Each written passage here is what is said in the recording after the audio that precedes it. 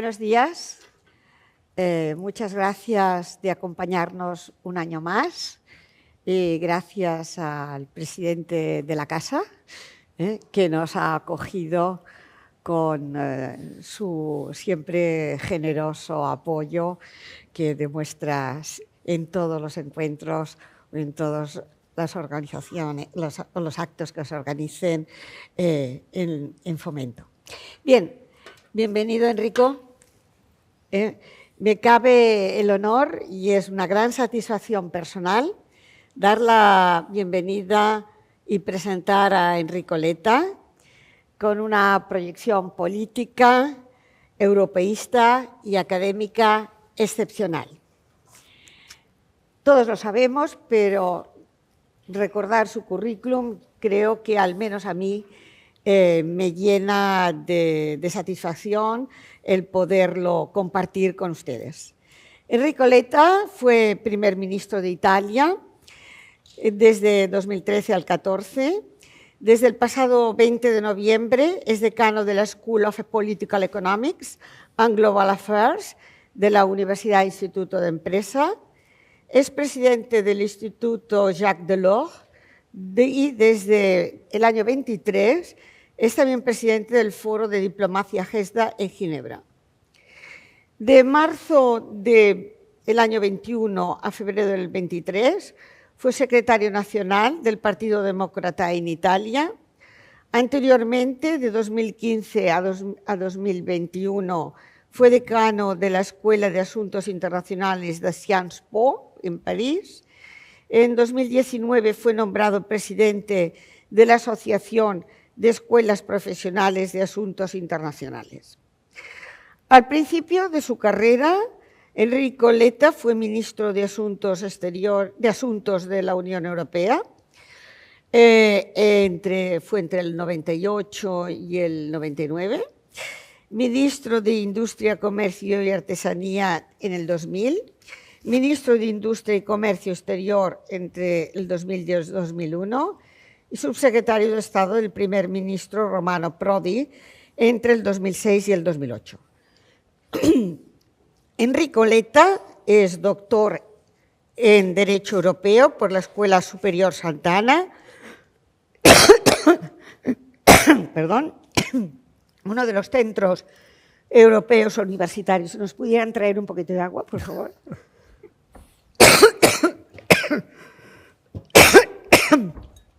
Uno de los centros europeos universitarios del tercer ciclo. Espero, y me trae el bolso.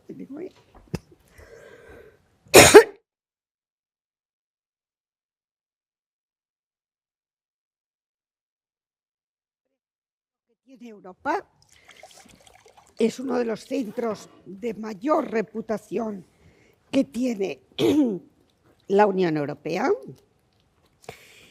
Digo que tiene Europa y es, además, integra Enrico una experiencia política institucional al máximo nivel, con una reconocida actividad académica, como se demuestra en sus publicaciones y en sus posiciones académicas citadas.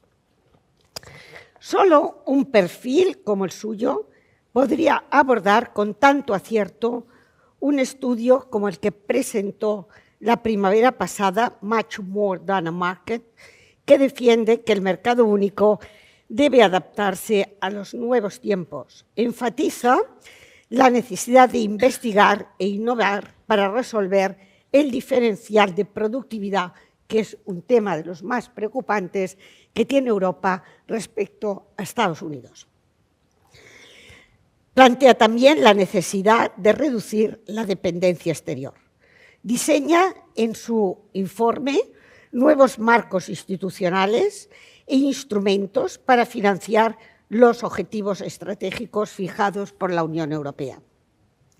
Defiende un mercado justo, sostenible e inclusivo, una transición ecológica y digital y la promoción, que creo que es importante el encaje de los anteriores temas con la promoción de la paz y del Estado de Derecho, entre otros e importantes puntos que solo serán realizables en una Unión Europea real y firme.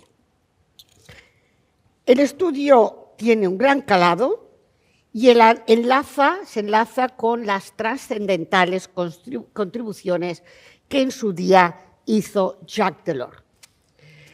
En una nueva etapa de la historia, de nuestra historia, que parece configurarse compleja y acaso llena de dificultades, hasta ahora desconocidas, al menos en nuestra generación, que pretenden hacer zozobrar nuestros logros como europeos, mentes y talantes como Enrico Letta son esenciales.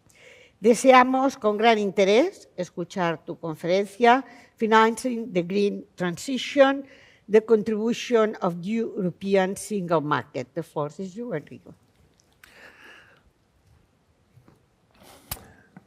Muchísimas gracias, Maite. Muchísimas gracias a los organizadores, a Funseam, al Foment. Es para mí un verdadero placer estar aquí. Y también para decir que todo el informe aquí en esta sala, un gran momento en el noviembre del 23, porque en este momento algunos de los ponentes de hoy participaron a este momento en el cual para mí fue fundamental de escuchar las posiciones de los empresarios, de los expertos y también para escribir un informe no solamente resultado de mi wisdom, pero de un wisdom colectivo. Y esta experiencia de ejercicio colectivo fue para mí probablemente la razón también del éxito del informe. Y entonces tengo que agradecer a mi amigo Josep y Foment y La Vanguardia que organizaron este gran momento con Josep Durán Libre. Y fue un momento importante porque fue el primero de una secuencia de encuentros que hemos hecho en muchísimos lugares de Europa para ser seguro que la discusión sobre el futuro del mercado único europeo, de la energía, no es solamente una discusión abstracta de expertos, una discusión real con los protagonistas del sector, porque probablemente en el pasado de Europa demasiado gap entre objetivos muy largos o muy ambiciosos y concretas dificultades fue parte del problema. Y muchísimas gracias para la presentación, Maite, que fue demasiado larga y tu problema de voz lo demuestra. Mi presentación aquí es simplemente un gran amigo de Foment, un gran amigo de España, porque este lugar también es el lugar del Foro de Diálogo España-Italia, que cada año reúne las empresas italianas e españolas. Y gracias también, Josep, por el support al Foro de Diálogo, que es parte integrante de este trabajo en común. I will switch into English if you allow me, because the subject is too technical to be not exact in what I have to say. My point is going immediately after what Antonio and Paco just said, and I would be very happy to follow the framework that both gave us, and this framework is the right one. I start by one point, by a very short point, but it is very, in my view, very focused. And the point is, today is an important moment because you rightly focused the key topic of today in Europe and in the different member states. And the key focus today is the following one. In the last 5 years, we took important decisions at the European level for the future of Europe. These decisions are taken. There's a legal framework today. This legal framework was part of political decisions and also technical decisions prepared before. This is why I'm very happy to be here also with the former commissioner, and his work was very important to prepare this change. Today, we know very well that if we want to apply and to implement these decisions, we need to be serious in addressing one key issue, and the key issue is how to finance the Green Deal. This is why I would like to thank you for this event that is, I think, quite unique in Europe, and it shows how here, because of Funseam, because of Foment, because of all the protagonists of Funseam, you rightly focus the key issue, the issue that can be and that can bring a success or an unsuccess on the Green Deal. What Paco just said about the next 5 years is crucial. At the end of these 5 years, we can have as balance sheet a point of success or unsuccess. If we are able to address this topic on how to finance the Green Deal, or if we are not able to do so. Why I say that? For a very simple reason. Because the Green Deal, ce n'est pas une promenade de santé, as the French say. It is a very engaging, demanding, and complicated issue. And if we are not able to finance the Green Deal and to accompany the Green Deal in the implementation, the Green Deal can be, first of all, a social backlash, an industrial and economic backlash, and it can be an enormous, meaningful problem for the entire economic European environment. We are here today and in these very days very, I would say, shocked by what is happening with the US and what Trump is doing as the beginning of his second mandate. No comparison with what happened 8 years ago. It is clear that today the challenge is absolutely bigger. Why Trump is able today to do what he is doing? For many reasons, but I think the main reason is the fact that today the US are, on the energy issue, independent and strong. They were not like that 12 years ago, 16 years ago. They were in a totally different situation. They were dependent. They were dependent on many other areas of the world. Today they are strong and independent.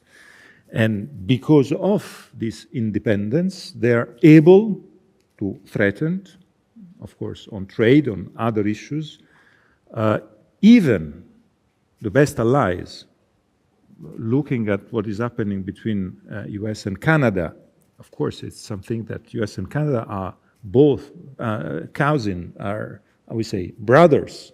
And thinking that what is happening there is becoming the normal has, for all of us, to become something that we have to think about it.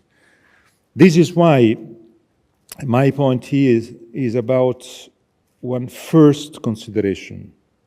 Until now, maybe, in a wrong way, we considered energy as one of the topic of public utilities, services, or other economic important aspects, with a very strong national approach, even at European level.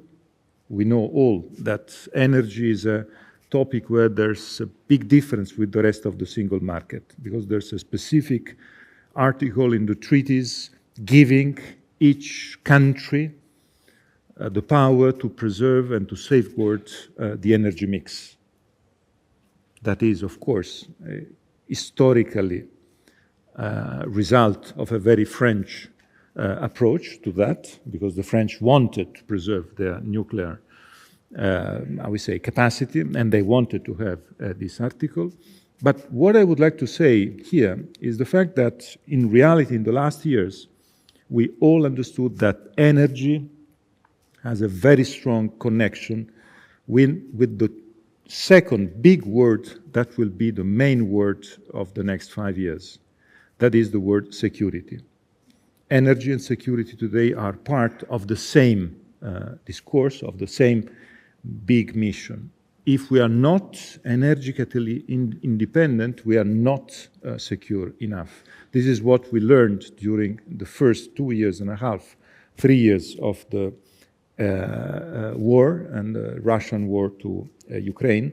And this is why today the way in which we have to deal with the Green Deal, it is not just, I would say, just a point about decarbonization and the different aspect towards a different future, a different environmental future for all of us. It is more than that. Security is probably the main topic there. And I can tell you that all the different member states today are completely aware of that. I was in Germany, I was in Berlin Friday. This is one of the main topics also of the electoral campaign today in Germany. And I can assure you that in my country, Italy is probably one of the biggest worries. What is the core of the proposals that I put in the Informe, in the report, and that von der Leyen bought and decided to put, as Antonio and Paco just mentioned, put in the Brújula de la Competitividad la semana pasada. The core issue is the link that is something that is not intuitive, that is not immediate, the big link between the integration of the single market of capitals and the way to finance the Green Deal. This is not something that was on the table before. And today I wanted to put it at the center of the discussion for the political reasons that I will explain very shortly now. We all know that the Green Deal has a very high cost. And we know also very well that at the European level, the discussion about the cost of the Green Deal is something that took large part of last year's, and it is at the center of the discussion today. How does the Green Deal cost? The European Commission put a figure, 650 billion euros per year. Draghi's report is, I would say, higher in the bar to 800 billion euros per year for the next 10 years. It is clear that this cost is a cost that today doesn't have any link with the potential and the possibilities of the European budget. This is a very clear point, and I want to underline this fact for a very simple reason. Because we are, and this is why this event today is so timely, we are in the last 2 years of Next Generation EU period. Next Generation EU will end up at the end of next year.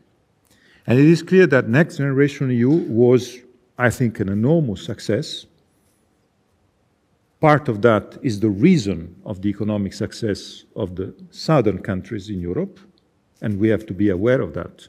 Because when Next Generation EU will end up, we, and when I say we, I say the Southerns, we will have some problems probably if we are not able to substitute it with other tools.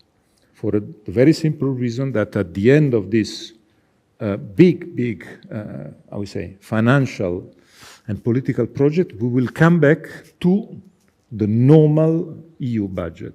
And the normal EU budget is absolutely not at the level to fulfill all the expectations we are here discussing. Is there a debate at the European level on the post-Next Generation EU, on how to finance a post-Next Generation EU? My answer is, unfortunately, not. And why we don't have this debate at the European level? Because this debate doesn't exist in the member states for a very simple and, I would say, a very strange political landscape that we are having today. In reality, on this topic, in the southern countries, in Spain, in Italy, in Portugal, in France, even in Belgium and other countries that are usually around this position, we all agree with the need to have a new next generation EU to finance the transition. This is the position here. All the main parties in Spain, they agree on that. All the main parties in Italy agree on that. In France, it's absolutely the same. If you talk with the left, right, center, this is a common position. So there's no internal domestic public debate on that because there's no conflict. There's a large agreement among the different political parties on that. The need to have a new next generation EU focused on how to finance the Green Deal. The problem is that if you go or if you discuss with Scandinavian countries, the Netherlands, Germany, the Baltics, Czech Republic, even Poland, you will find there an internal debate where they also agree, left and right at national level. But they agree on a solution that is exactly the opposite of the solution that is part of the agreement here or in France or in Italy. That is to exclude completely a program based on European common fiscal capacity, as it is today, the Next Generation EU big program. And in these countries, there are three topics, and we have to work on these three. I decided to, to take the challenge and to work on that in the report. And the core of the report is exactly what I'm trying to say. There are three topics that I understood traveling and visiting all these countries and all the governments, parliaments, stakeholders in the different countries of Northern Europe. First, they don't want European fiscal capacity, but on defense. On defense issue, there's a strong push in these countries to open a debate and to have tools based on European fiscal capacity. I think that is something interesting, and we have to work on that, because it is very difficult to say we want fiscal capacity because we are close to Russia, but we don't want fiscal capacity on the big sustainability and climate change challenges. So I think we have to work on how to leverage on this need of defense to extend on also other issues like the big issue of climate change. Second, one of the big topics that I found there very present is the need to have private investment and to try to drive public investment, private investments, and to have the possibility to link private investments to the transition. I think it is a very positive and very correct position. And we have to take this point, and we have to take this point as big challenge. Third, the other big position is the position that was the center of the German debate. And the center of the German debate is national state aid on energy. And you know very well, Giuseppe, that your colleagues in Germany, they have a lot of state aids to, lower the price of energy. They had it during the crisis because they have, surplus in their budget, big surplus in their budget. But at the same time, in Germany, the Constitutional Court of Karlsruhe, so the National Constitutional Court, decided to stop the use of state aid just out of the way to use the deficit and the surplus to stop the raise of the debt. So taking this decision, the Constitutional Court of Karlsruhe helped the approach, the European approach, because they said to the German government, you can't use the surplus out of the needs of containing the debt. The rest has to be European, not national. That is, I think, an important point that we have to take into consideration. So, having clear that we are today in this precise and very complicated conundrum, we have to build up a common European solution, knowing that only a meteorite or only a new COVID can oblige all the 27 to agree on a new next generation EU. And of course, I don't want to hope to have a meteorite or a new COVID to oblige all the countries to have a new next generation EU.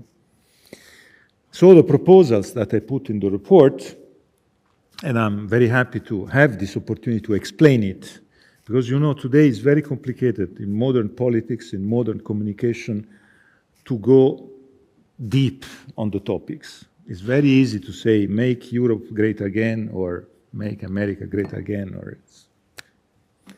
but the problems are complicated and solutions are complicated.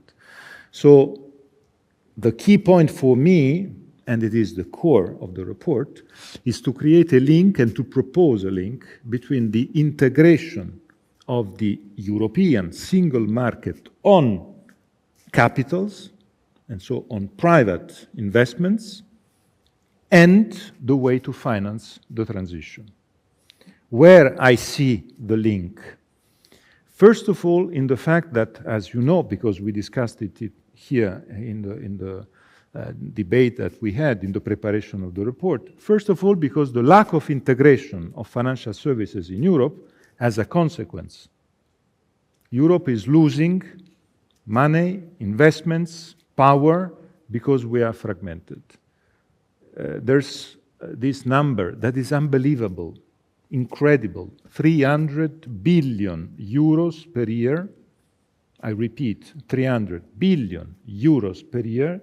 That is the general amount of ahorros, of the European families that are flying to the US each year because their market is 1, our market is 27, and our market 27 is not attractive. And their market 1, Nasdaq is big as the 20 big stock exchanges in Europe, altogether twice. So the key point is that our ahorros are going to the US. They become shares of American companies, and these same American companies, strengthened by our savings, our ahorros, come back to Europe to buy our companies with our money. That is, I think, the complete suicide of what we are doing today. The separation, the fragmentation in 27 is part of that. But I want to give you a second, very small and very concrete example daily. Today, each of us probably will pay with daily purchasing merchandise or services, and we will all pay with our credit cards. And we, the Italians, will never accept to pay with a French credit card. The French will never accept to pay with a German credit card written in German. The German will consider to be humiliated to pay with a credit card in Spanish. And so we are all happy every day to pay only with American credit cards. I suggest you to check in your wallet if you have a non-American credit card. They are all only American. Why? Because our system is national. And this is the core of my report. In reality, we discuss about Europe and about a single market, knowing that because we have the same currency in our wallets, we think that we are one, as the US and as China. In reality, because the national political systems wanted to keep control. We are 27. We are 27 on telecom. We are 27 on financial services. We are 27 partially on energy too. How difficult it is to consider that, for instance, the big protagonists, they have all the national flag, and having the national flag is impossible to consider that mergers can be among, for instance, incumbent. We don't have mergers among incumbent in any of the big sectors of the European economy. That means that each protagonist has a ceiling, and the ceiling is the national dimension.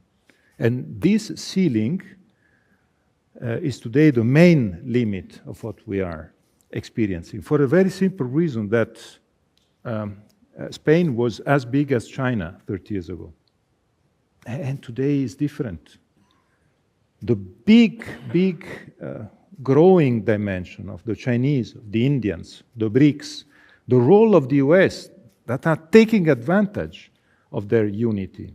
And they are investing in innovation, in energy, and in all what is today competitiveness. So this point of the integration of financial services with the creation of a link, that is the main proposal of my report. There are many proposals, but if I have to sell the informe for the next 30 years, I think this is the key point.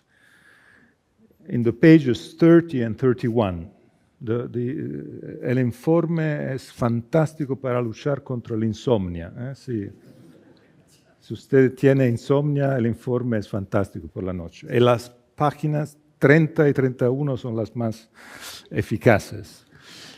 But these 2 pages are important because I propose there, and von der Leyen both this point, the creation of the Savings and Investments Union, and today in the Brújula de la Competitividad, she decided to take this point and to stop all the discussion that was a failure until now on Capital Markets Union.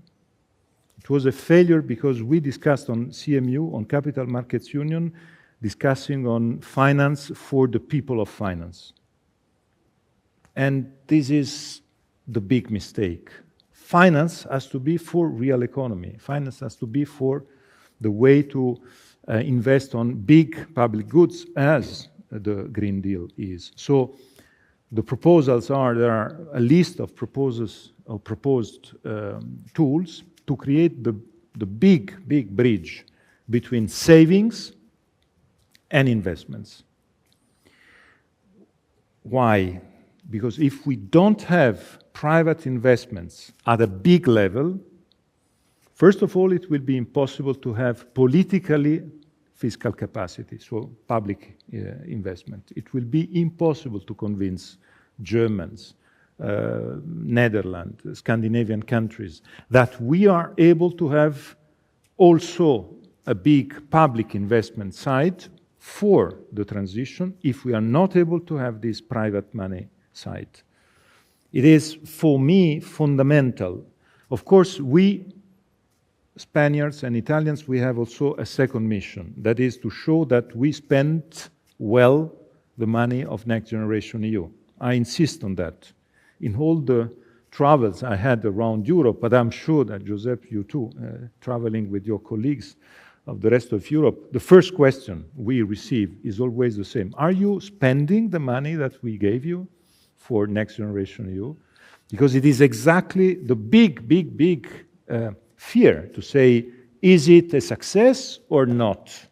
Because we gave you a lot of money, but are you able to spend this money or not? Because it will be impossible to convince them to have a new round if we are not able to show that it was a success. So this is the first point. The second point is to link it with this leverage that I mentioned before, with the fiscal capacity on defense, that has a big link with all these discussions, and the possibility on these tools to be successful and to be really successful in mobilizing private investments. Today, these private investments in Europe are not going as it is necessary to finance the transition. They are not going there because our investments, usually, they sleep in the bank account or they go to the US, but they are not focused on this big mission. So what I would like to say in conclusion is the fact that your role as main protagonists and stakeholders of the energy world today is to convince, first of all, the institutional protagonists, and second, all the system of the European stakeholders, that the future of the Green Deal will be a successful future only if we are able to be serious with deep solutions and working solutions on this aspect on how to finance the Green Deal. All the discussion that we are having today, I want to be very frank on that. I said exactly the same to your European president, the Swedish one, and to all the big responsible of the entrepreneurial European world. The solution is not a fight or a struggle to postpone delays. I know this discussion is there. I know on some industrial systems some adjustment can be done and can be agreed, but this is the finger. The moon is how to finance the transition. Because the transition is there. We have to be able to give solutions, and if it is 1 year later, 2 years later, but the topic will be there. And the cost of the transition is, in my view, the main topic that we are having in front of us. And the European institutions and the political debate today, maybe, this is why I'm optimistic, can be open and mature enough to go in the right direction and to deal with this topic. But we have to be aware, and we have to say what I tried to say today with you. That is, first, the Green Deal has a cost, and who says it doesn't, say an enormous lie. So it has a cost, and we have to deal with this cost. And it is a public good. So it is something that we have to share all together for our future. And at the same time, the point that I mentioned on the big separation between the two geographical part of Europe is there. And we have to find an agreement, and we have to open this discussion. This is why your voice, and thank you, Maite, thank you, Antonio, thank you, Giuseppe, for organizing this event today. Because it shows that in Spain, there's the goodwill to be l'avant-garde of this discussion, because what you are discussing today is the core issue of everything in the next 5 years. And we have to be ready, first of all, to create compromises, because it is clear that we are 27. We need to find compromises. We have to be ready to find compromises. And at the same time, we have to be, with these compromises, ready also to be effective, concrete, and able to present what is absolutely needed. Because when I say investments, costs, I say cost and investment for industries, for people, for consumers, but also big infrastructures. We know very well that what we are missing in Europe is the set of interconnections. You mentioned it before. Interconnections are fundamental, because it is clear that in Europe we will have a set of different energy sources. And this mix of energy sources can be successful if we are able to have the interconnection. So one day we can take advantage of the wind in the Baltic Sea. One day we can take advantage of the sea here, of the sun here. Someday we can take advantage of the nuclear, but it can work like that only if the interconnections are there. I discovered some days ago that the solar, for instance, is the demonstration that what we invest in Europe is a very high level of investment, is twice what the US invests, 2 times. But the result is the same with the US. Why? Because of the lack of interconnections.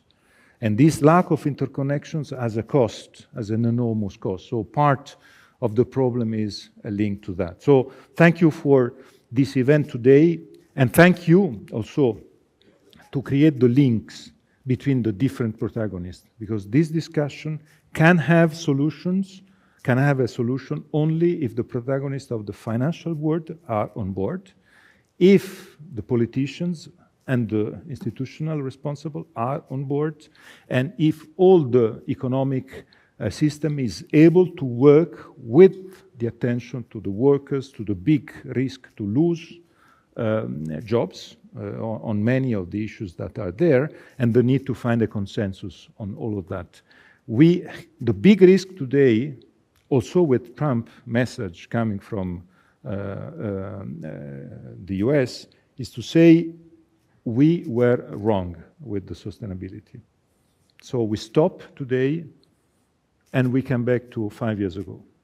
This is an enormous risk. And this risk is there if we go in the wrong direction in terms of messages, ideological messages, as Trump is doing, but also if we are not able to give answers to the questions that I put at the center of my intervention, that are the questions that you, Funseam, Foment, and all the protagonists here, you decided to have at the center of your reflection. Thank you very much.